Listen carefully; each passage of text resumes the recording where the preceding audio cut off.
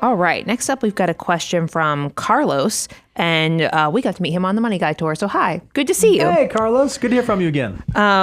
He says, hi, Money Guy family. My company has announced layoffs again, and this time is going to be more detrimental. My partner and I both work for this company. How should I prepare? Oh, man. I know. And we're sorry to hear that, too. But it sounds like there's a lot up in the air. So what would you think? And I mean, this is not a unique situation either. So what would you guys say to this? Yeah, Carlos, a lot of folks have been faced with over the past couple years large reductions in force to like big organizations. You know, obviously the tech industry is a really clear example of where that's happened. And what's really, really difficult about layoffs or reductions is you never know, like, okay, where's that stopping line going to be? Am I going to be the person who's like just on the safe side? Or am I going to be the one that's in this tranche of layoffs? Or if I do survive this one, what is the next one? One of the things that we always tell people that it makes sense to do is whenever you're like, your job situation, your vocational circumstance is uncertain, we always want to err on the side of having a larger rather than a smaller emergency reserve. And what you really want to make sure you have in place is traditionally, now you said that you and your partner both work for the company, so let's assume that you make about the same income.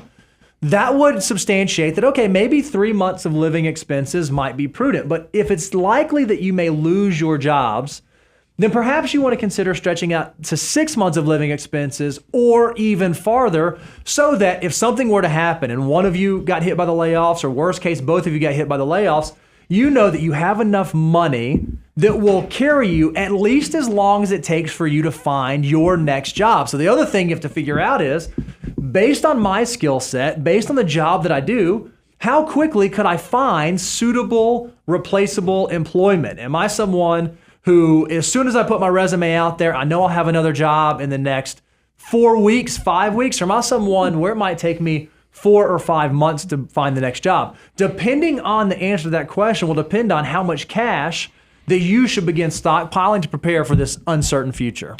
So whenever you're facing these type of hard life moments, there's nothing wrong with bracing yourself for impact. What I mean by that is this is when I talk about triaging your situation is if you know that there's a good chance layoffs are inevitable, maybe you need to look at your monthly investment plan and beef up cash. There's nothing wrong with having extra cash to prepare for the uncertainty of what could be coming your way. Because look, maybe this is a false scare, and you get through 4 months in the future and you go, what was I so worried about?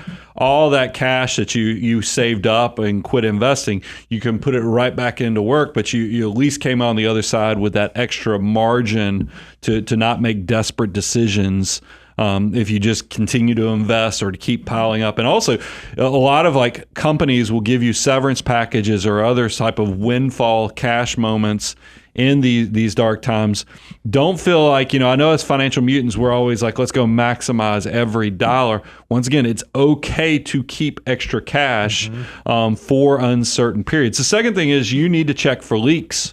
And I hate that, I mean, maybe it's not a bad thing I'm making all these weather analogies, but it is one of those things where I know when I've faced emergencies or bad situations, without mercy, I looked at my living expenses. Did I need to? I mean, I've had moments in my life. Now, this sounds a little old school now that we're all doing these streaming services, but I've had months where I went over the air antenna and cut all cable and cut all things like that. I cut landscapers. I cut down. I started shopping my insurance providers. There was no stone left unturned to figure out how I could tighten up my cash flow so that there was as much. I was as lean as I possibly could be. And then it's no different than bracing for that bad weather event. Is you're going to doing all this work. You're going to survive this. You're going to come out on the other side. But I want to encourage you, when you do come out on the other side, once you land, get back to it. I want you to, all those things that you undid on the saving and investing and building wealth for the future, once you get through the survival of this bad time, don't just get stuck consuming those resources and not getting the good habits. We've got to get you back on that automatic wealth creation ASAP. The other two just behavioral things that I would mention whenever we have clients that are navigating this or think that they could be part of those reductions in force, one of the things we always encourage them to do is, okay, begin reconnecting with your professional network. Are there other folks in your industry or with your skill set or at other companies that it just might make sense to go have coffee with, to have lunch with, for no other reason than to make sure you're reconnecting those dots? Because you never know if this happens 6 months in the future, but now you have rekindled a relationship. You never know which coffee might have been the coffee that was the important one that set you up for the next thing. Not that you need to start like shopping for jobs or looking for jobs, but just making sure that you're well connected to the business community around you. That's number one. Number two, and you have to assess like how close this is, how tight to home this hits.